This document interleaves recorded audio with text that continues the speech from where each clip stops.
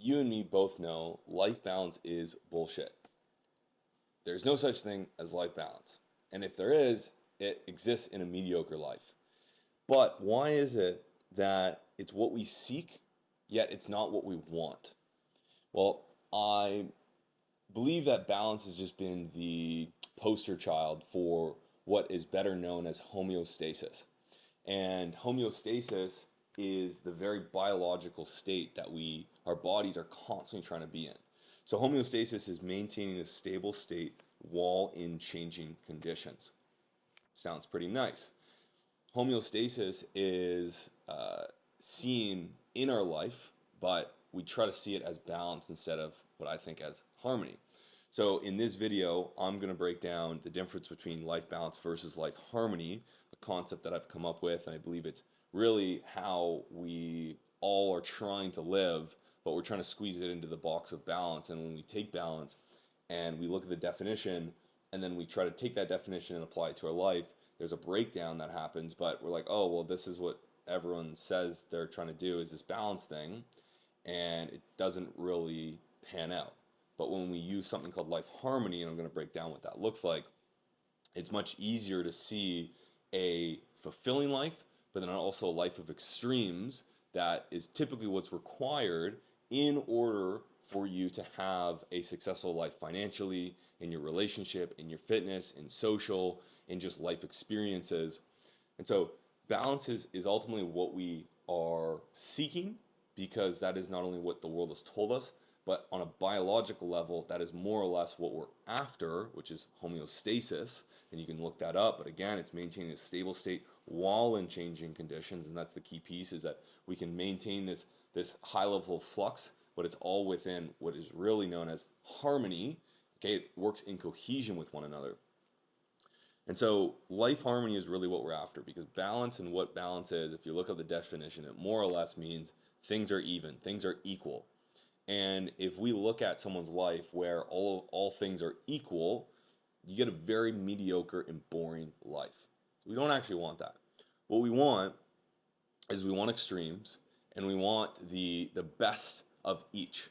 And that only comes when you have harmony that says life doesn't need to be balanced. It can be actually very imbalanced. And one of the mindset shifts that I would recommend you make is embrace the extremes and be okay with imbalance. Okay? Now,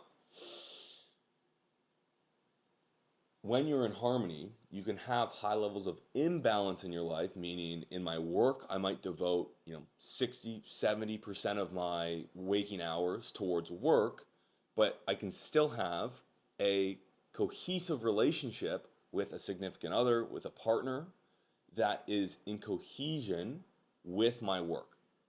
Meaning, I'm not devoting, for every hour I devote to work, I'm devoting an hour to my partner. No, but the time that I do spend with her and the time that I do spend on my work is in cohesion with one another. It works well together.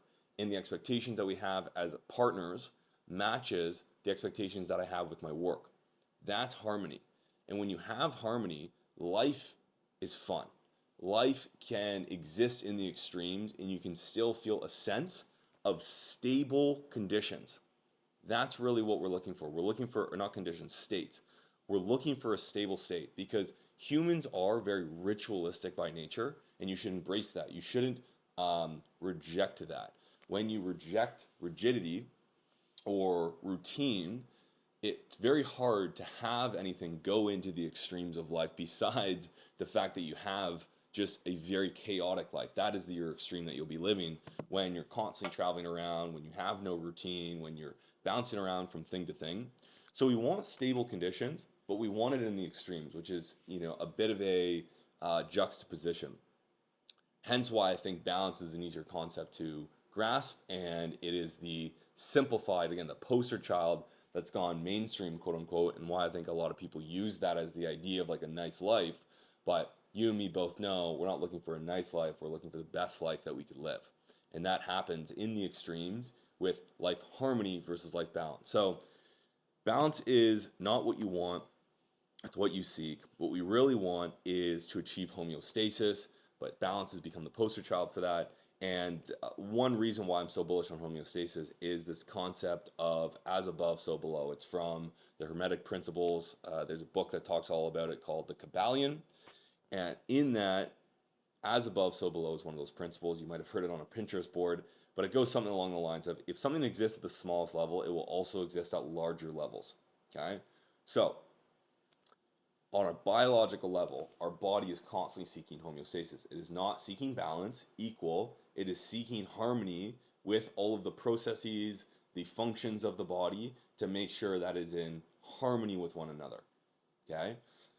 As a result of that, if you buy into the as above, so below principle, then if that exists here, then it will also exist in our mental, it will also exist in our spiritual. So it exists on all planes.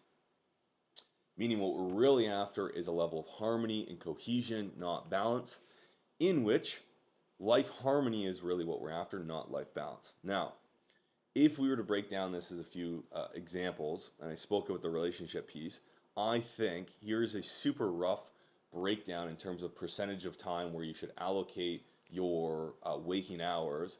And this is very out of skew, but it's not, or sorry, it's imbalanced, but it's still in harmony if you do it right. So in your relationship, you might spend 20 to 30% of your waking hours towards your relationship. In work, 60 to 75% of your time could go towards work. Fitness, 10 to 15%. Social, anywhere between 4 to 10%. And then travel, less than 1% if you average it out on a daily basis across the year. And then one bucket that you could also add in there is like solitude. And that might fluctuate depending on the season you're in on your life. Maybe you don't have a relationship, so as a result of that, you swap that out for solitude, etc., etc. That is very imbalanced, but they can be in in a very cohesive state, right? Because I could work 8 to 10 hours, but still have an amazing relationship with my partner. I can work 8 to 10 hours, even 12 hours, and still have an amazing physique. Quite frankly, that's what I do, right? Socially, you can still work 8 to 12 hours, but still have a social life, believe it or not, right? I can work 8 to 12 hours and still travel throughout the year. So if you were balanced, then you would spend a couple hours a week on work, or a couple hours a day on work, a couple hours a day with your relationship, a couple hours in your fitness, a couple hours, like it doesn't compute like that. And so what you really want is this cohesiveness through the imbalances of life when you look at like percentage of time and mental capacity allocated to your areas of life. Which brings me up to some of the mindset shifts that we want to make to understand this concept of life harmony versus life balance. So one of them is being okay with imbalance. Okay, I spoke about that already. Almost in a sense, you want to seek out imbalance, and then you want to find the imbalances in your life that work in harmony rather than like cause displacement. Okay, because there is going to be a relationship. You might have not found it yet, but there is a relationship out there that will fit very beautifully into the life that you live. Okay, I'm recently talking to a girl that I feel very promising about, because one of the core reasons that I believe that this relationship can work long term is both of our lives fit very well together as it pertains to our careers. And if career is the thing that's going to take up the largest amount of time, what are our expectations around our work and how we show up for our work on an individual level? And then how does that reflect into a relationship? Okay, there's a lot of relationships that go down in flames because the man, typically being the entrepreneur, being the guy that's like devoted in his career, can't find a woman that can compute with the amount of time that he's devoting to this. And she's like, I want more time out of you. As a result, it needs to be taken likely out of your work or your fitness. That's why a lot of people, after they get married or after they've been in a relationship for a long time, they just drop the fitness or they drop certain parts of their life because they're like, oh, this relationship is requiring more and I'm trying to seek balance. And so I'm going to give it more time. And so you can find a relationship that does not need to have equal time, but it still works. Okay. So seek imbalances and then seek the imbalances that fit within each other, which brings up the second mindset shift is you're not seeking equal, you're seeking cohesion. That is the key piece. That's why I love the idea of harmony, of it all flowing together. and one constant moving kind of it's a dynamic state. It's not static, it's a dynamic state, but it's constantly in flux with one another and it's in flow. Okay. The next one is embrace seasons, which I'm going to talk about here on the next point. Is in seasons you have your like micro and macro, and with those there comes like micro harmony and macro harmony, because you can play in very volatile periods where you're going like into extremes, and that's okay, because on the macro, as long as you maintain a certain level of baseline within these areas of your life, it allows you to exist in higher levels of extreme in the short term. So you want to embrace seasons of life. Like I love, again, going back to as above so below. If you look at the the world, like nature, what happens? We have 4 seasons. In those seasons are different conditions and different constraints. You should treat your life in a very similar way, as above, so below. If it exists here, it'll probably exist here. And so you have seasons in your life, whether you want to admit them or not, if we were to lean off of the universal principle of as above, so below, which again, I'm very bullish on. So if that's the case, then you want to embrace seasons of, hey, when it's winter, you're grinding a little more, you're, staying a little bit more locked in. And then in the summer, you're releasing, you're embracing, you're being more present, okay? But embracing seasons of your life, I think that's a very powerful concept that I've learned in my life so far. And then go into the extremes. The extremes are where peak experiences are found in all areas of life, whether that's building a business, whether that's relationship, whether that's sex. I think, sex is one of those areas that so many people stay in the shallows and never experience great sex. This is a thesis of mine, that I think the majority of the world is having just very mediocre sex, because you're staying in the shallows and you're not going to the extremes of not just beyond the physical, into the emotional, into the spiritual. And that's where, again, if you go into the extremes of that, that's really where great sex and great experiences in the bedroom would exist, as an example. So go into the extremes. Be okay with going into the extremes. And that's going to cause you to be imbalanced, to not have balance. You can't have the extremes while being balanced. It just won't happen. But you can have harmony while still being in the extremes, okay?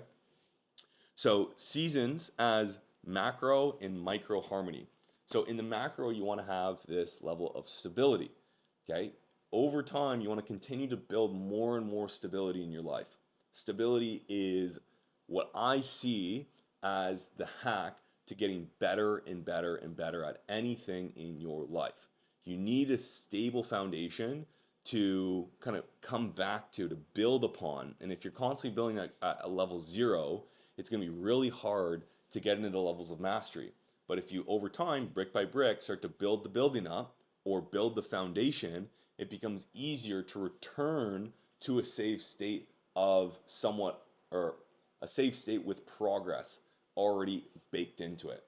And so in the macro, you want to continue to have stability. In the micro, though, you almost want to have a level of chaos. And this is where you want to kind of find those extremes, because in that chaos is where the newness is created and the learnings are uncovered, the progress is created.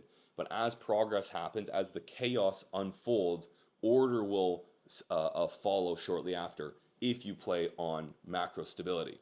And so if you have a big growth spurt in business, the natural next thing that you want to do is you want to stabilize with the new systems, the new demands you have of your clients, the new people you hire, the new revenue you have coming in. What are you going to do with that?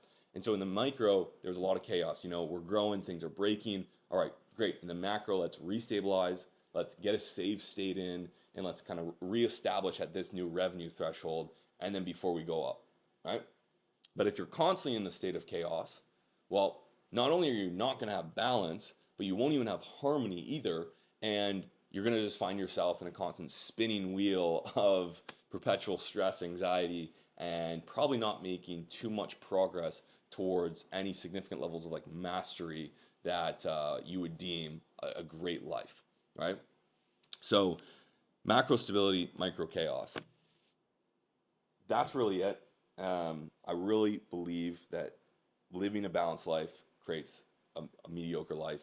where if you can turn into the extremes, you can embrace seasons where you're on and then you're off, where you have macro stability and micro chaos, and it all can kind of fit in together with the relationship you choose, the work you're doing, your fitness, your social. There is in all of that a state of homeostasis where you have a stable state despite changing conditions. And if you can do that, I think life can be extremely fun, and you can make decisions that other people wouldn't think about making because they're trying to optimize for balance instead of harmony, equal versus cohesion.